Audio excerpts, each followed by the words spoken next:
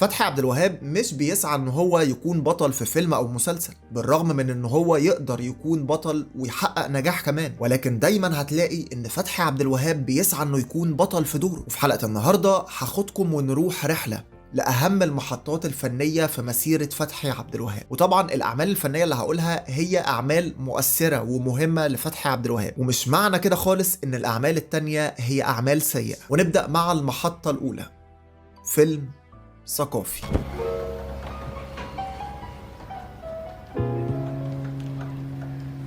مسيرك تقعد في البلكونة حد واربعة. الفيلم اللي بيقدم فيه فتحي عبد الوهاب دور أشرف، الشاب البسيط جدا اللي بيواجه مشاكل بيواجهها كتير من الشباب في السن ده. أبسط المشاكل دي هي التوهة اللي بيمر بيها أي شاب في فترة العشرينات، الفترة اللي بتعتبر وقت قاتل. لو ما حققتش فيها كل أهدافك وأحلامك من وجهة نظر المجتمع أنت كده هتكون فاشل. التوهة اللي ممكن الإنسان يكون عايش فيها طول عمره وفجأة يلاقي العمر جاري بيه وما عملش أي حاجة، لا اتجوز ولا اشتغل شغلة ثابتة ولا أي هدف حققه في حياته. فلما بيلاقي نفسه إن هو ما حققش أي حاجة في حياته بيضطر إن هو يلجأ للحاجات الرخيصة والسهلة زي الإباحية مثلا. والفيلم ده هو واحد من أهم الأفلام المصرية لأنه بيناقش قضية مهمة جدا، القضية اللي ممكن تكون وقت عرض الفيلم ده كانت بسيطة ولكن دلوقتي توحشت أكتر. ودي حاجة من الحاجات المهمة جدا، إن الفيلم يفضل عايش مع الجمهور على الرغم من إنه هو ما حققش نجاح في السينما قوي. والفيلم ده كان بيأهل فتحي عبد الوهاب إن هو يكون واحد من أهم الممثلين.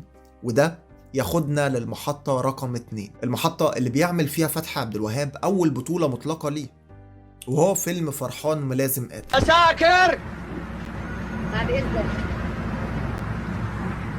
7 آيات منجيات من النار وعذاب القبر. تساكر يا بهوات، السبع تساكر يا فندية. المؤمنين. وفتحي عبد الوهاب في الفيلم ده لعب دور الشاب الريفي البسيط اللي عنده عادات وتقاليد هو متمسك بيها، واللي بيتصدم بعشوائية واقع المدينة. تركيبة صعبة بتجمع ما بين الشهامة والسذاجة، السذاجة اللي بتوقعه في كتير من المشاكل مع الناس اللي حواليه. الفيلم محققش نجاح في السينما لما اتعرض خالص، ودي حاجة محبطة لفتحي عبد الوهاب جدا، ان اول فيلم بيقدمه من بطولته بشكل خالص ما يحققش نجاح. ولكن الفيلم كان كويس من الناحية الفنية. المحطة اللي بعد كده في مسيرة فتحي عبد الوهاب هتكون فيلم قص ولزق. كنت رايح فين؟ ولا حاجة، الشركة طالبة بكالوريوسات. طالبة ايه؟ بكالوريوسات. طب ما تاخدني معاك يا سامي. عايزين زراعة بس مش عايزين تجارة يا اخويا. بقول لك ايه، انا هبقى اخد منك قميص عشان اروح اقدم بيه والنبي يا يوسف.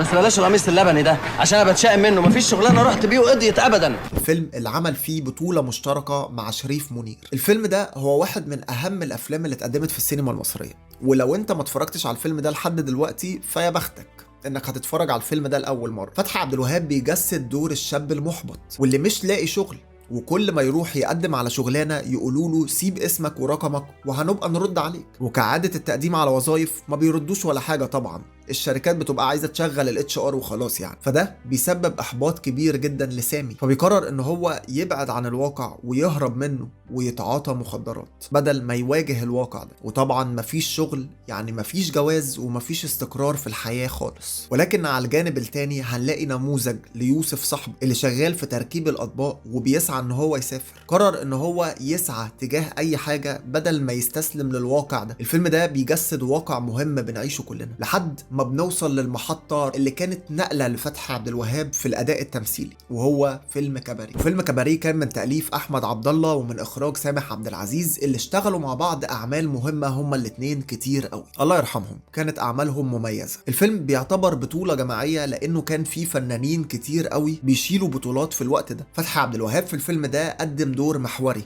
ومحرك درامي اساسي للاحداث. ونروح للمحطه اللي بعد كده، المحطة اللي خلتنا نشوف النسخة الحالية من فتحي عبد الوهاب، وده من خلال دور صغير قد كده في آخر حلقات مسلسل ريا وسكينة، دور وكيل النيابة.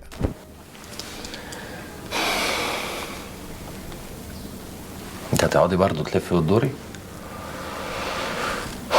مش دي صورتك انت وبديعة؟ لقيتوها فين؟ وسط الجثث. فتحي عبد الوهاب بجانب ان هو ممثل سينما رائع، هو برضه قدم اعمال دراميه رائعه، حتى لو مش هو البطل او حتى لو هو ضيف شرف في الاعمال دي. مسلسل ريا وسكينة المسلسل اللي بيعتبره الجمهور هو افضل او واحد من افضل المسلسلات اللي اتعملت في تاريخ الدراما المصرية كله، وده لان المسلسل كان كويس قوي سواء كتابة أو إخراج أو تمثيل، وكل أبطال العمل في المسلسل ده أبدعوا في أدوارهم. ولكن في آخر المسلسل ظهر فتحي عبد الوهاب بشخصية وكيل النيابة، وكان ظهور مميز جدا في المسلسل، وده لأنه لعب شخصية وكيل النيابة اللي كشف وفضح ريا وسكينة، وده طبعا بسبب هدوءه وذكائه اللي صدره لنا فتحي عبد الوهاب من خلال الشخصية دي، الشخصية اللي بتقول إن ما ينفعش أي حد يلعبها غير ممثل تقيل ومتمكن. وهنشوف برضو في ظهور فتحي عبد الوهاب في المسلسل ده مشهد رائع ومباراة تمثيلية ما بين فتحي عبد الوهاب وعبلة كامل في المشهد اللي كان بيحقق معاها فيه. بسبب نجاح المسلسل ده جدا عند الجمهور ساعة عرضه ولحد دلوقتي فتحي عبد الوهاب بقى أيقونة عند الناس، والناس كلها صدقت الدور ده منه جدا، لدرجة ان الناس بقت بتسقف للشخصية دي ان هو قدر يكشف حقيقة العصابة دي، فدي حاجة مبهرة قوي لأي ممثل. والضجة اللي عملها فتحي عبد الوهاب في المسلسل ده بتاخدنا لمسلسل تاني قدمه فتحي عبد الوهاب في المحطة اللي بعد كده، وهو مسلسل الإخوة أعداء. دم يلا دم دم دم، عايزين بحر دم، ايش تسكتي؟ بحر دم هنا بيسين بلو دم. المسلسل اللي مقتبس من رواية الإخوة كرامازوف لدستيوفسكي. فتحي عبد الوهاب بيجسد دور يوسف ابن سيد الدقاق، ويوسف بيكون الابن اللي أبوه بيحبه جدا عن باقي إخواته، وده لأن يوسف بيطبل لأبوه كتير وكمان بيشارك معاه في الفساد اللي هو بيعمله وبيشجعه عليه. فتحي عبد الوهاب قدم شخصية صعبة ومعقدة جدا في المسلسل ده، ولكن برضه صلاح السعدني أضاف كتير للمسلسل هو وباقي الممثلين. ولكن هسألكم سؤال، في رأيكم هل الفيلم أفضل ولا المسلسل؟ والمحطة اللي بعد كده في الدراما لفتحي عبد الوهاب هو مسلسل عوالم خفية. يا ماما. ده بيقول يا ماما. دور كان مختلف لفتحي عبد الوهاب في المسلسل ده، ليه؟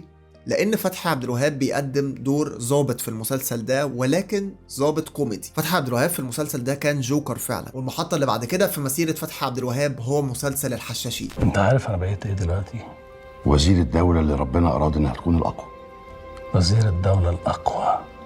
وطبعا لو فاكرين ان فتحي عبد الوهاب شاطر بس في الاعمال الفنيه اللي بتتكلم عن الفتره المعاصره وكده، تبقوا غلطانين. وده لانكم لو شفتوا دور فتحي عبد الوهاب في مسلسل تاريخي وهو مسلسل الحشاشين هتعرفوا قد ايه الممثل ده متمكن جدا، ودور مختلف تماما عن ادوار فتحي عبد الوهاب اللي كان قدمها قبل كده. وده لما قدم دور الوزير السلجوقي نظام الملك. نظام الملك كان خصم لحسن الصباح في احداث المسلسل، حسن الصباح اللي كان بيقدمه كريم عبد العزيز اللي بنشوفه لاول مره في دور شرير. وبنلاحظ ان دور نظام الملك في المسلسل ده كان دور صعب جدا، ما ينفعش اي ممثل تاني يعمله غير فتحي عبد الوهاب، لان الشخصيه اللي قدمها فتحي عبد الوهاب في المسلسل ده بتجمع ما بين شخص بيحب دولته وكمان بيكون ذكي في القرارات اللي هو بياخدها عشان ما يضرش دولته ولا يضر نفسه. والدور ده كان من اهم الادوار اللي قدمها فتحي عبد الوهاب في مسيرته كلها. ولكن برضه كل ده كوم، ودور المحروق في مسلسل بطل العالم كوم تاني.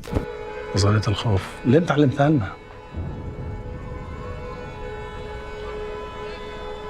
لما تخاف من اي حاجة او تخاف على اي حد عمرك ما تبقى جارد ناجح. فتحي عبد الوهاب كان متمكن جدا في الشخصية، والشخصية فعلا معقدة لانه مش هامشي، بالعكس ده دور مؤثر في الأحداث. المحروق هو غامض جدا، شخص مش متوقع، وبالتأكيد الشخصية دي كانت من أسباب نجاح المسلسل لما اتعرض، لأن فتحي عبد الوهاب دايما بيعمل الأداء السهل الممتنع اللي انت ممكن تتفرج على عمل كامل بسبب ان فيه فتحي عبد الوهاب بس. وهنا السؤال، هو ليه فتحي عبد الوهاب غول تمثيل كده؟ الإجابة لأن الفنان ده مش بيرمر، أو بمعنى أصح مش بيشتغل أي دور وخلاص، هو بيدور على أفلام اللي هتضيف له هو كقيمة فنية وكتاريخ بعد كده. ودي حاجة مهمة جدا، إن الممثل لازم يختار أدوار تعيش مع الناس، زي فيلم ثقافي وفيلم قص ولزق مثلا، أفلام بتعالج مشاكل مهمة في المجتمع. ودي من أهم العوامل اللي خلت فتحي عبد الوهاب يكون ممثل محبوب عند الجمهور. وكمان الأداء اللي بيخليك تبتسم وأنت بتتفرج عليه، من الشر اللي بيقدمه اللي في الغالب ما بيكونش مطلق، وبيكون داخله سنة كده من خفة الدم شوية. ودلوقتي بقى عايزكم تكتبوا لنا تحت في الكومنتات ايه هو افضل دور لفتحي عبد الوهاب من وجهة نظركم انتوا. كده تكون انتهت حلقة النهاردة، واشوفكم على خير في الحلقة الجاية، وسلام.